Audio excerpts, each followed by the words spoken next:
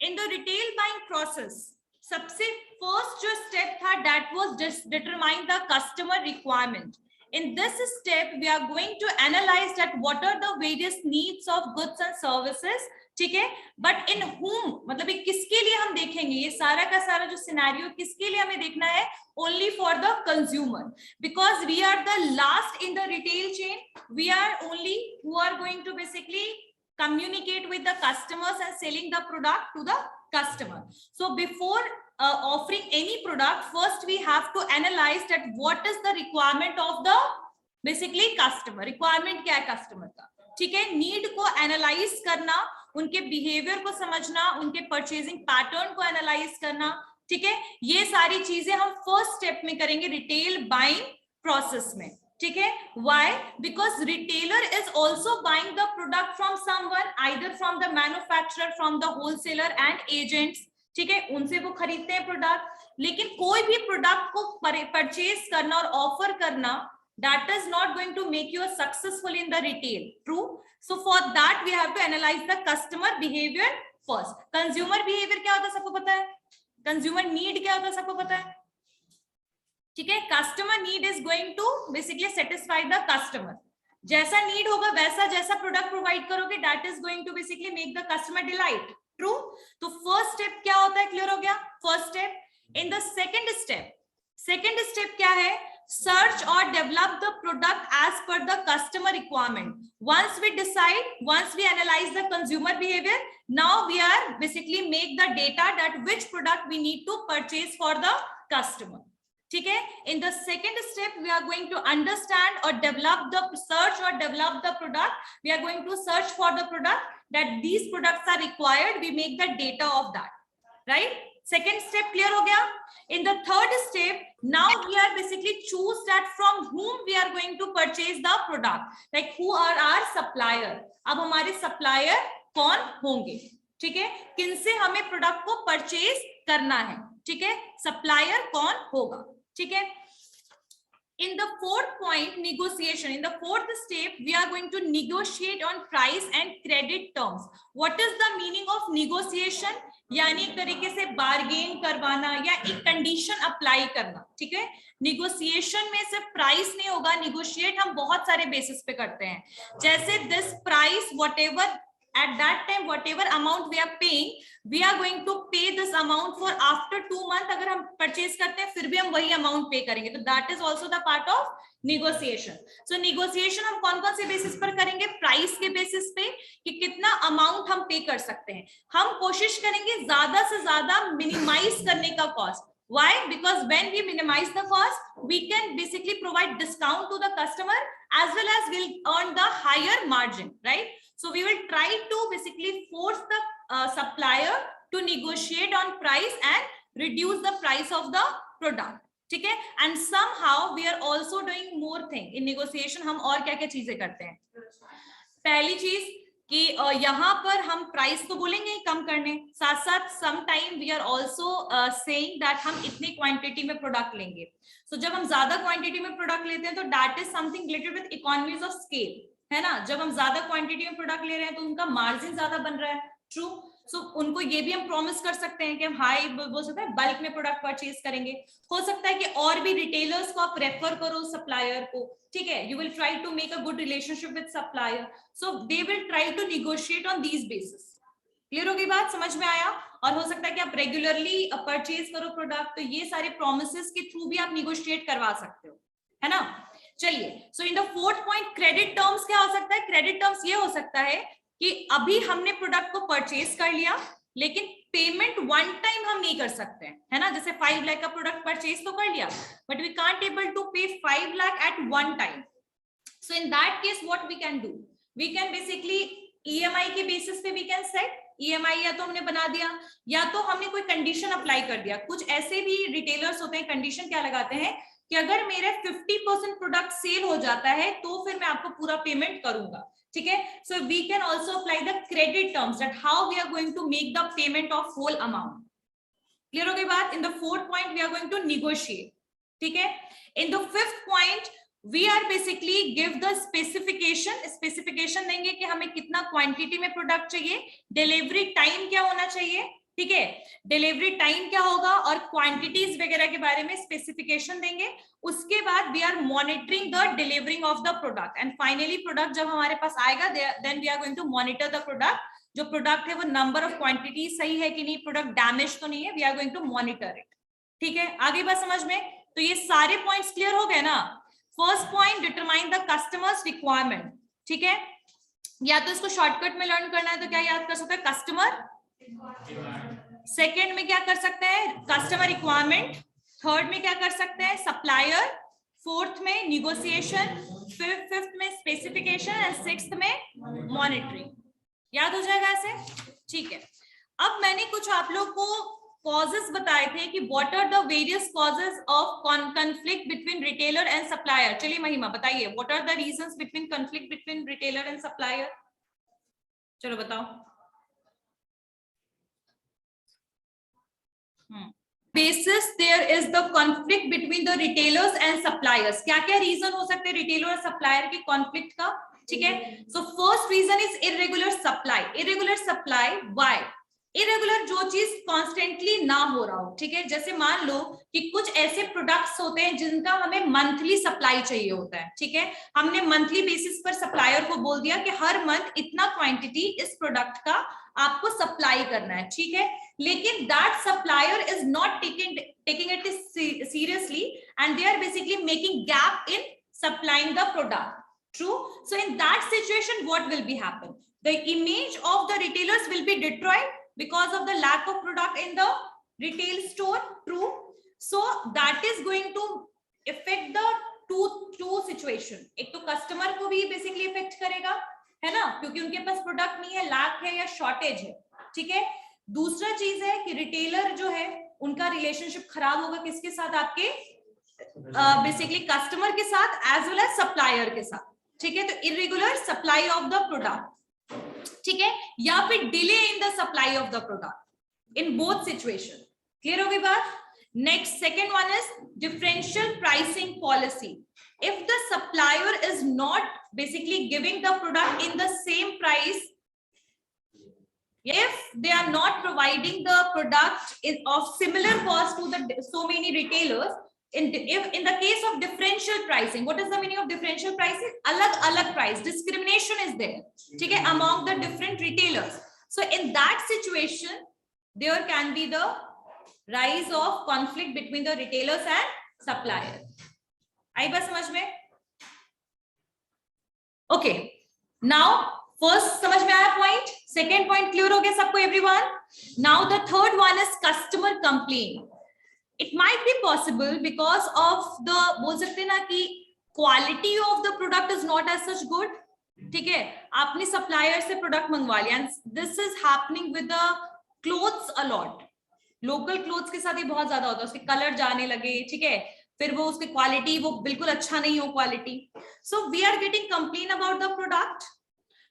तो हम ये एक्शन किसके लिए लेंगे फिर? Because we are not making the product ultimately, but we are getting the product from some supplier, so we are going to ask the supplier for returning the product, ठीक है, और टेकिंग द एक्शन और giving the compensation for the product. True? So in the case of the customer is complaining about the product, whatever you are getting from the particular supplier, so in that situation also the retailer is going to complain this to the supplier, मतलब customer से complain आएगा और finally किसको आप complain करोगे? किसको complain करोगे? supplier को, है ना, supplier को complain करेंगे। तो ऐसे situation में भी the conflict can be arise, है ना? Okay, चलिए Ankita, yes, stand up. Your name is Ankita, right? Stand up. How many points I discussed? No, not in the notebook and book. Tell me.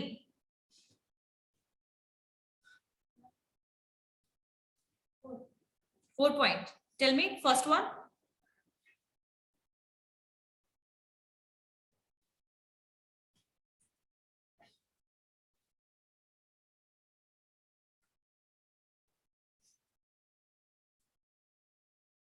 Okay, यहां तक clear हो गया सबको? चलिए next point, Problems in taking unsold, damaged earthen stock when they are supplying some damaged product to your store. So when you will complain about it, तो ये भी एक situation हो सकता है. Next one is non-cooperation in information sharing. Information sharing का मतलब क्या है कि if there is any kind of the reason in delaying the product or any changes happened with the product, it is the responsibility of the supplier to tell the retailer about this. True? And in just vice versa, if retailer want to change the number of products, quantities of product, ठीक है, so they need to tell the supplier prior to giving the order. True? So in any of the case, if the information is not shared properly or half of the information is hidden, so in that situation also the conflict can be arise. Clear हो गई बात यहाँ तक भी? Online class सबको clear हो रहा है बेटा? Online class? Yes ma'am, clear. ठीक है. Next one is the lack of joint exclusive sales promotion campaign.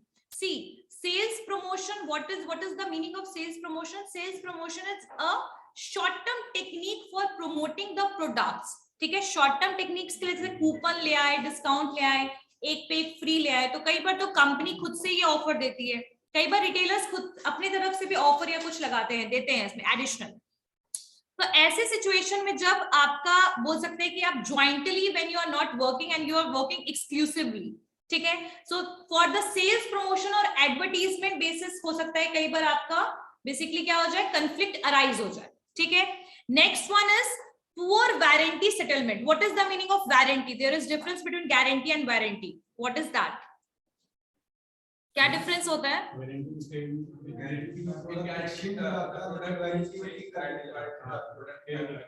हाँ, क्या बोल रहे हो आशुतोष, बोलो. In guarantee the product is changed. हाँ. And in warranty, if the product is damaged, then it is repaired. So guarantee और warranty में क्या डिफरेंस होता है देख लो, याद रखना कि guarantee is something when you are changing the product, totally your product will be changed, but in the warranty they are going to basically उसको बोल सकते हैं ना टेक्निकल, अगर कोई इश्यूज है first they will repair it and they will give that product, same product to you. ठीक है, but they are going to take the service, जितनी भी होगी सर्विस चार्जेस वगैरह वो कंपनी उठाएगा. सो कई बार ये होता है कि सप्लायर की तरफ से वारंटी की तो बात होती है, ठीक है, लेकिन once the something happened with the product, then क्या होता है कि जब आप वो प्रोडक्ट को वापस करते हैं तो उसमें वारंटी नहीं प्रोवाइड करते हैं. तो अगर वारंटी सेटलमेंट में कोई मिस्टेक हो रहा है या वारंटी को सेटल नहीं करना चाह रहे हैं supplier, so in that situation also what will be happen? conflict can be arise. ठीक है.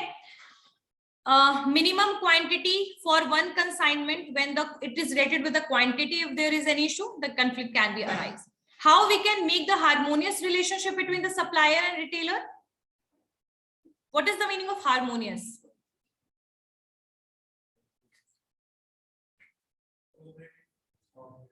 Okay. Next, how we can make a harmonious relationship between the between the supplier and the retailer? Just जितने situation बताए उसका vice versa कर दो. Regular supply of goods, ठीक है, proper information sharing, फिर कह सकते हैं clear demarcation of duties and terms वगैरह condition अगर supplier की तरफ से वो भी बताइए, उनकी तरफ से तो वो भी बताइए. ठीक है. Proper credit repayment जो होगा properly कीजिए आप repayment. ठीक है. टाइमली रिपेमेंट करना, और अगर डिले हो रहा है तो उसका रीजन देना. ठीक है. Next one is proper effective grievance. Grievance is related with the complain. Proper complain handling procedure होगा, तब नहीं होगा कोई भी तरीके का आपका क्या कंफ्लिक्ट. ठीक है. And willingness to adapt in any adaptation in any situation, यानी if there is a changes in the environment, जैसे अभी जीएसटी आया तो बिल्कुल रेगुलेशन में चेंजेस आया, so that affected the whole manufacturing, suppliers, so many sectors. True. So in that situation, if anything's changed, okay, then you have to basically be like that. Adaptation होना चाहिए, जो भी changes आ रहा है उसको adapt कीजिए. ठीक है. तो ये सारे आपके situation हो गए harmonious relationship बनाने के लिए. ठीक है. अब next one is what is the meaning of retailer and supplier negotiation. So I already explained about it. True. ठीक है. अब निगोशिएशन कैसे कैसे चीजों पे हो सकता है, ध्यान रखिएगा। पहला तो प्राइस पे हो सकता है, जो मैंने आप लोगों को बताया था, negotiation can be happen on the price. Second one is on the delivery date. If you will require the product on urgent basis, you just need to mention about it. Negotiation on that कि please जल्दी से जल्दी provide कर दीजिए product, है ना. So delivery dates पर, payments term पर कि कितने बार में slot में payment करेंगे. जैसे मान लीजिए कि 5 लाख है, 5 lakh है, so I am going to pay it in a 5 installment, like 1 lakh for each month. True. So on which basis you are going to make the payment? You are going to basically negotiate on that basis as well. हो सकता है supplier आपको force करे कि नहीं, in the 2 slot you have to repay the whole amount, but you can negotiate that I can give in 5 installment. True. So on the payment terms, on the quantity, sometime what happened, because of the demand is so much high in the market for some particular product, but the supply is not like that, so they started restricting the quantity of the product. ठीक है, quantity पे restrictions लगा देते हैं कि हम इतना ही quantity आपको दे पाएंगे एक पर्टिकुलर टाइम पे. So you can also negotiate on the quantity, like how much amount you want, how much quantity you want. ठीक है, packaging, transportation cost and all, इन सब चीजों पे आप क्या कर सकते हो, निगोशिएट कर सकते हो, बार्गेन कर सकते हो. ठीक है, कंडीशंस और टर्म्स को समझ सकते हो. क्लियर हो गई बात? तो it is not only about the price, but it is about the other factors as well. Clear हो गई बात? चलिए. और कई बार this is also happening, some big suppliers when they are dealing with the big retailers, so in that situation when they are taking the product in bulk, they will also give some, for boosting or for motivating, they are also giving the additional discount. कई बार additional discounts भी उनको दिया जाता है. ठीक है, so that is only for encouraging them or for making the good relationship.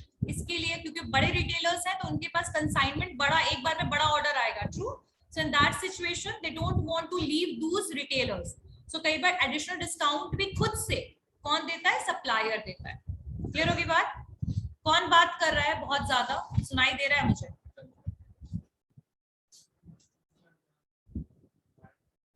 सुना होगा कि वो खुद से जाकर प्रोडक्ट कैरी करके लेकर आते हैं, है ना. So they are also giving free delivery system as well. ठीक है, अब आपके टाइप्स ऑफ रिटेल सप्लायर्स कौन है? आई थिंक सबको ही पता होगा कि who are the types of, मतलब रिटेल सप्लायर्स कौन कौन से हो सकते हैं. फर्स्ट जो है वो मैन्युफैक्चरर है, manufacturer. Second one is the authorised distributor. ठीक है, जैसे ऑथराइज्ड डिस्ट्रीब्यूटर आपके सब कंपनी का होता है, मोबाइल के भी ऑथराइज्ड डिस्ट्रीब्यूटर होते हैं, है ना, जो प्रोडक्ट को बेसिकली डिस्ट्रीब्यूट करने का सिर्फ काम करते हैं. They are authorised distributor. True. जैसे मैं वीवो में थी तो there are multiple companies under that, like विगर, they are basically the authorised dealer जो थे. ये क्या करते थे, आपके डिस्ट्रीब्यूट करते थे प्रोडक्ट को. क्लियर हो गया? लेकिन ये जो डिस्ट्रीब्यूटर्स होते हैं they are basically assigned in a particular area, like जैसे कि कुछ थे distributor they are assigned for the Haryana, some are basically assigned for the particular Delhi, some are assigned for the NCR UP region. ठीक है, सो इस तरीके से जो होते हैं ऑथराइज्ड डिस्ट्रीब्यूटर होते हैं. और इसमें ज्यादातर कौन से होते हैं, FMCG गुड वाले, FMCG गुड्स के लिए, कॉस्मेटिक्स ट्रेड वगैरह के लिए. ठीक है, next one is wholesaler. Wholesaler पता ही है कौन होते हैं, जो मैन्युफैक्चरर से या डिस्ट्रीब्यूटर से प्रोडक्ट को परचेज करते हैं और अपने पास स्टॉक में रखते हैं. ठीक है, और जितनी क्वांटिटी में रिटेलर को प्रोडक्ट की रिक्वायरमेंट होती है वो उतना रिटेलर को प्रोवाइड करते हैं.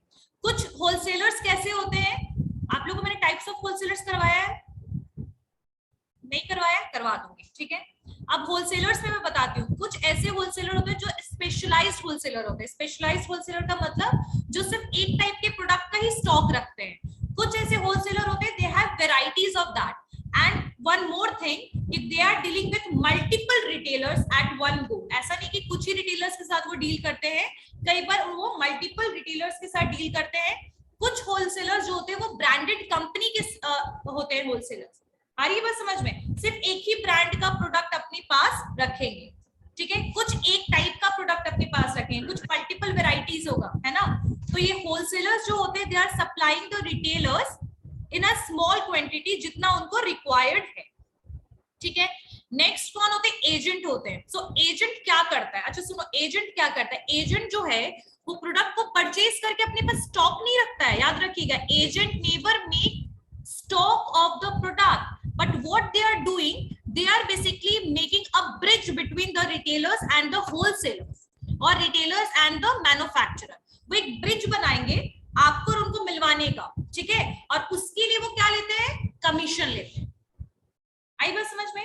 So they never purchase the product like wholesaler, they never purchase the product like distributor, but they are basically making a link between the basically both the manufacturer, wholesaler and retailer.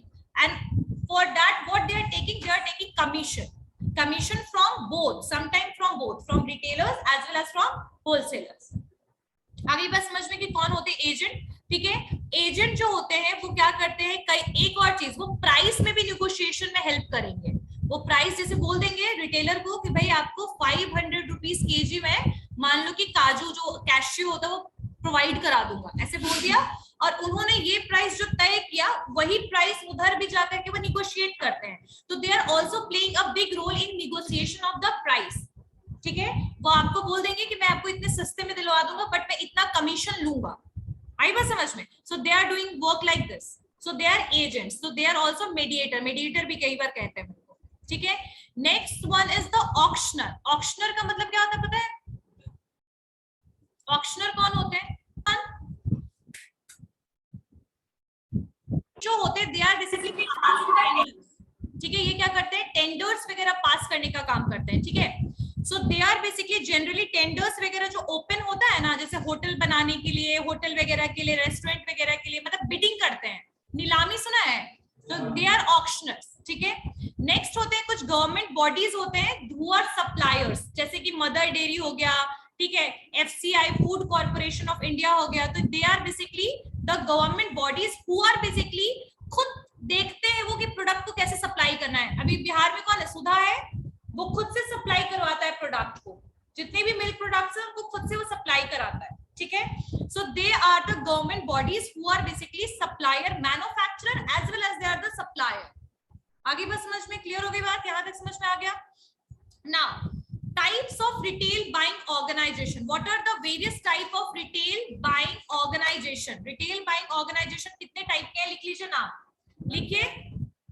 retail buying organization, retail buying organization, retail buying organization. अच्छा एक बात सुनो, retail buying organization कौन होता है? देखो हर एक retailer जो होता है, small retailers are there, medium and the large, है ना, very large retailers are there, ठीक है, जिनके चेन भी है. लेकिन क्या आपको पता है कि कई बार बहुत सारे अगर आपके पास स्टोर्स हैं तो आप किस तरीके से परचेज करोगे, प्रोडक्ट को कैसे परचेज करोगे, है ना. कई बार रिटेलर्स अलग से डिपार्टमेंट रखते हैं जो परचेजिंग का काम करते हैं. तो ये इसमें हमें यही पढ़ना है कि हम किस तरीके से प्रोडक्ट को परचेज करेंगे. सेंट्रलाइज का मतलब क्या है? सेंट्रलाइज बाइंग का मतलब है कि हेड ऑफिस में प्रोडक्ट को परचेज किया जाएगा, बाकी सारी जगह पे जो भी ब्रांचेस है उनमें हेड ऑफिस के थ्रू डिस्ट्रीब्यूट कराया जाएगा. एक सिंगल परचेज होगा और वो भी हेड ऑफिस के थ्रू होगा. आई बात समझ में? सो सेंट्रलाइज बाइंग है, बाइंग कुछ डिपार्टमेंट्स है, बाइंग कमिटीज है, रेसिडेंट बाइंग ऑफिस या बायर है, एंड डिसेंट्रलाइज बाइंग है. तो ये पांचों टाइप के जो है आपके बाइंग ऑर्गेनाइजेशन है, ठीक है. यहां तक समझ में आया? पहले लिखिए बाइंग ऑर्गेनाइजेशन में, पहले लिखिए centralised buying. Centralised buying, central से बना है, सेंट्रलाइज्ड बाइंग, सेंट्रलाइज्ड बाइंग.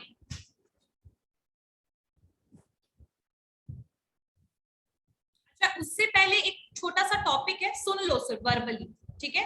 यहां तक लिख लिया सबने, टाइप्स ऑफ बाइंग ऑर्गेनाइजेशन. उससे पहले यहाँ पर कुछ डिस्काउंट्स के बारे में दिया हुआ है कि कौन कौन से बेसिस पर डिस्काउंट देता है रिटेलर को. कौन देता है रिटेलर को डिस्काउंट? सप्लायर, ठीक है. तो क्वांटिटी के बेसिस पे डिस्काउंट देगा, जब आप बहुत ज्यादा क्वांटिटी में प्रोडक्ट लोगे तो डिस्काउंट मिलेगा. ट्रेड पर मिलेगा, यानी कि मार्केटिंग एक्टिविटीज पर, रिटेलिंग ऑफरिंग पर, अगर आप प्रमोशन कर रहे हो तो उस बेसिस पर. थर्ड सीजनल बेसिस पर. सीजनल बेसिस का मतलब होता है कि कोई पर्टिकुलर सीजन पे आपको मिलेगा डिस्काउंट, ठीक है.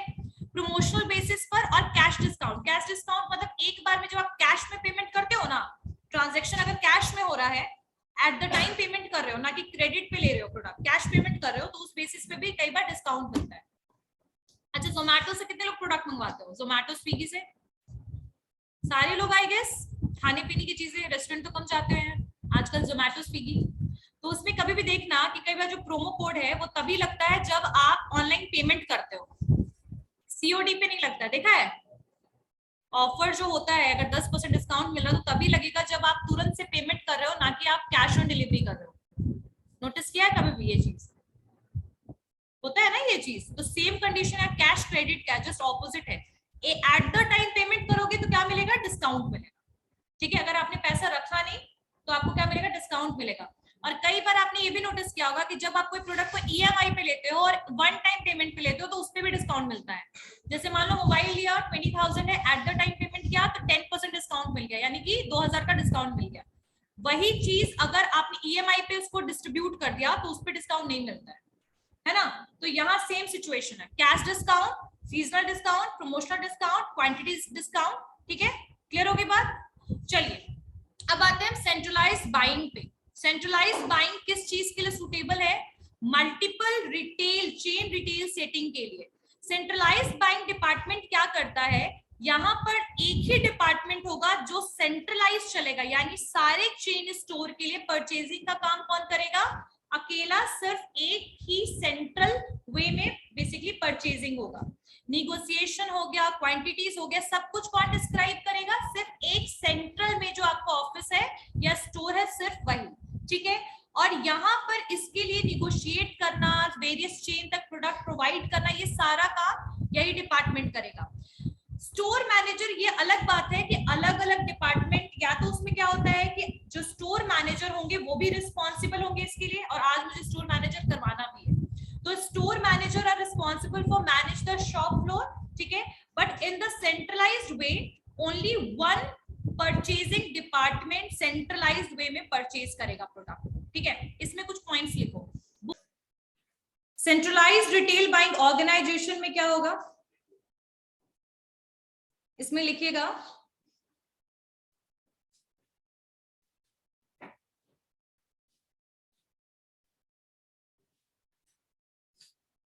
क्या क्या रिस्पॉन्सिबिलिटीज है इसमें? सेंट्रलाइज में लिखिए, buying personal usually account for the greatest number of people in any centralized retail operational area, यानी किसी भी सेंट्रलाइज्ड आपका रिटेल ऑपरेशनल एरिया होगा, बताती हूँ फिर से, तो उसमें ज्यादातर जो बाइंग पर्सनल होगा, यानी जो प्रोडक्ट को खरीद रहे हैं वो यूजुअली बहुत सारे होंगे। यानी कि सेंट्रलाइज अगर एक आपका ऑफिस है, ठीक है, और वही परचेजिंग हो रहा है, तो परचेजिंग डिपार्टमेंट में बहुत सारे पर्सनल इन्वॉल्व होंगे, क्योंकि this is not the work of 1 or 2 people, but so many people are required for purchasing the product. True, तो यहां पर लिखिए, buying personal usually account for the greatest number of people in any centralized retail operational area।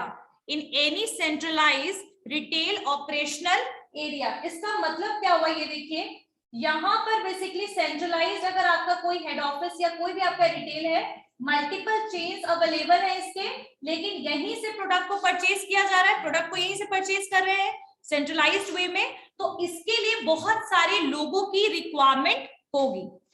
आई बात समझ में? इस line का मतलब यही है। क्लियर है? नेक्स्ट लिखिए, the responsibilities of centralised buyer, यानी जो सेंट्रलाइज्ड बायर है, जो प्रोडक्ट को खरीद रहे हैं सारे के सारे रिटेल स्टोर के लिए, द रिस्पॉन्सिबिलिटीज मतलब एक ही हेड ऑफिस सबको कंट्रोल कर रहा है। सेंट्रल समझते हो ना, जैसे सेंट्रल गवर्नमेंट क्या है, सारा का सारा कंट्री को कंट्रोल कर रहा है, वैसे ही सेंट्रलाइज्ड जो रिटेल होंगे वो सारे के सारे अदर रिटेल्स को भी, अदर रिटेल सिर्फ उससे रिलेटेड, मतलब उसके जो चेन स्टोर्स एंड ऑल है उसको वो क्या करेंगे? कंट्रोल करेंगे। ठीक है, तो responsibilities of a centralised buyer are similar in all operation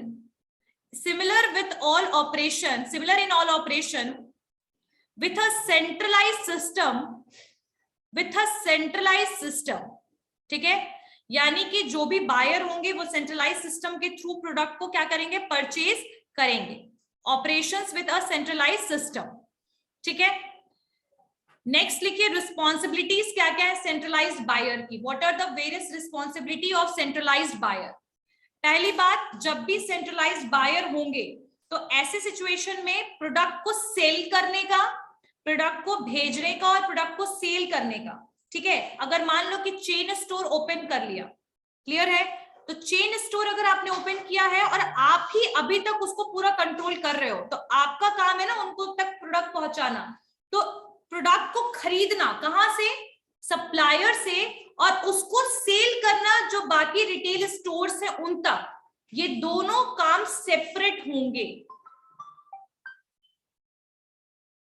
बात समझ में क्लियर हुआ कि प्रोडक्ट तो एक ही जगह पे आ रहा है, परचेजिंग एक ही तरफ से हो रहा है, तो परचेजिंग जो हम करेंगे वो मतलब बाइंग जो होगा वो, और दूसरे रिटेलर तक जो हम सेल कर रहे हैं वो दोनों प्रोसेस, दोनों एक्टिविटी क्या होगा, सेपरेट होगा। आई बात समझ में? फर्स्ट पॉइंट क्लियर हो गया। लेकिन कंट्रोलिंग सिर्फ एक ही रिटेलर करेगा, कंट्रोल सिर्फ एक के द्वारा ही होगा, ठीक है। सेकंड है डिपेंडेंस। नेक्स्ट आपका आएगा merchandise testing and quality control जो होगा वो जो हेड ऑफिस के द्वारा परचेज किया जा रहा है वही करेंगे, ठीक है। यानी प्रोडक्ट को परचेज करने के बाद उसकी क्वालिटी टेस्ट, ठीक है, क्वांटिटी नंबर, ये जितनी भी इंस्पेक्शन होगी प्रोडक्ट की वो सब कौन करेगा, सेंट्रलाइज जो बायर है वही करेगा। आई बात समझ में? Second point.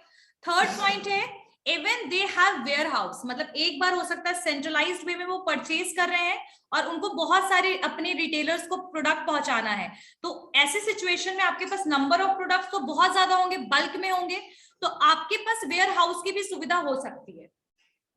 क्लियर हो गई बात? मतलब even long lines of supply जहां पर आपको सेंट्रलाइज्ड वेयर हाउस, तो आपके पास सेंट्रलाइज्ड वेयर हाउस की भी सुविधा होनी चाहिए, क्योंकि हो सकता है कि आप बहुत सारे रिटेलर्स को पहुंचा रहे हो प्रोडक्ट, जो आपके बोल सकते हैं ना स्मॉल रिटेलर्स, उनको प्रोडक्ट पहुंचा रहे हो सकता है कोई एक रीजन में हो सकता है कोई दूर हो, तो ऐसे सिचुएशन में प्रोडक्ट के लिए आपको क्या चाहिए होगा, वेयर हाउस। तो वेयर हाउस की फैसिलिटी भी सेंट्रलाइज्ड बायर के पास होता है। क्लियर हो गई बात? नेक्स्ट वन इज एडवांटेज क्या है सेंट्रलाइज्ड रिटेल बाइंग का, क्या क्या एडवांटेज हो सकता है? सबसे पहला तो पॉइंट होगा कि यहाँ पर बाइंग जो होगा, यहाँ पर आप बल्क में परचेज करोगे प्रोडक्ट को तो आपको हेवी डिस्काउंट मिलेगा, है ना। सो यहाँ पर हेवी क्या कर रहे हो,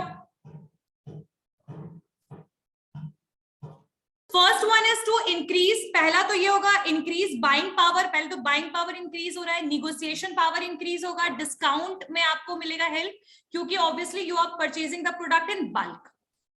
क्लियर हो गई बात? नेक्स्ट है आपका ये आपके स्पेशलिस्ट जो बायर्स होंगे can devote more time to product and market analysis. Centralised buyer जो भी होंगे they are specialist and they are basically experience, जिनको हायर किया जाएगा प्रोडक्ट को परचेज करने के लिए, तो वो क्वालिटी इंप्रूवमेंट में भी काम कर सकते हैं कि कौन सा प्रोडक्ट हम ले और कौन से सप्लायर से ले, तो they easily forecast that. Sales forecasting भी वो कर सकते हैं, कितनी क्वांटिटी में हमें प्रोडक्ट लेना है, ठीक है, तो ओवर स्टॉक के चांसेस भी बहुत रिड्यूस हो जाएंगे, ठीक है। उसके अलावा यहाँ पर इकोनॉमीज ऑफ स्केल भी अचीव होगा, क्योंकि हम बल्क में परचेज कर रहे हैं, वो तो खैर फर्स्ट ही पॉइंट में क्लियर हो गया, ठीक है। तो यहां समझ में आया क्या क्या एडवांटेज है। उसके अलावा ग्रेटर कंट्रोल होगा क्वांटिटी लेवल पे, greater control on quantity level, and we better analyse and sales forecast. कैसे बेटर एनालाइज कर सकते हैं सेल्स फॉरकास्ट? बिकॉज हमें पता चल जाएगा कि कौन से रिटेल स्टोर में कितना प्रोडक्ट का डिमांड है, तो ओवरऑल प्रोडक्ट जो है वो कितना सेल हो रहा है वो क्लियर हो जाएगा आपको, है ना। तो एक डेटा आप रेडी कर सकते हो। उसके अलावा ठीक है, बस आप स्टॉक कंट्रोल वगैरह भी कर सकते हो। तो these are the benefits of centralised. अब इसके डिसएडवांटेज क्या हो सकते हैं?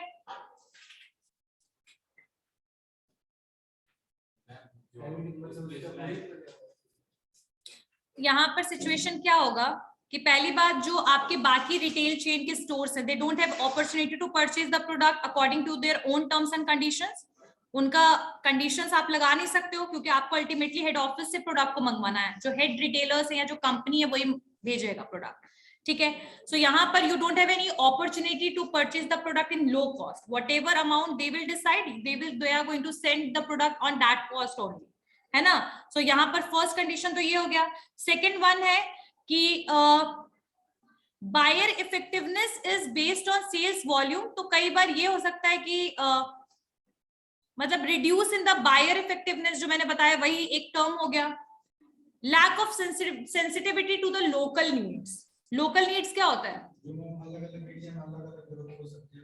वो चीज नहीं मिल पाएगा। एग्जैक्टली जो एक डाइवर्सिफिकेशन की जरूरत है कि बस हो सकता है कि इस एरिया में चेंज की जरूरत हो, ये प्रोडक्ट की जगह दूसरे प्रोडक्ट की डिमांड हो, लेकिन बिकॉज आप हेड अगर आप अपने डिपार्टमेंट से ले रहे हो उसको, तो आपको वही सिमिलर प्रोडक्ट जो हर जगह प्रोवाइड कर रहा है वही प्रोडक्ट आपके पास भी आएगा।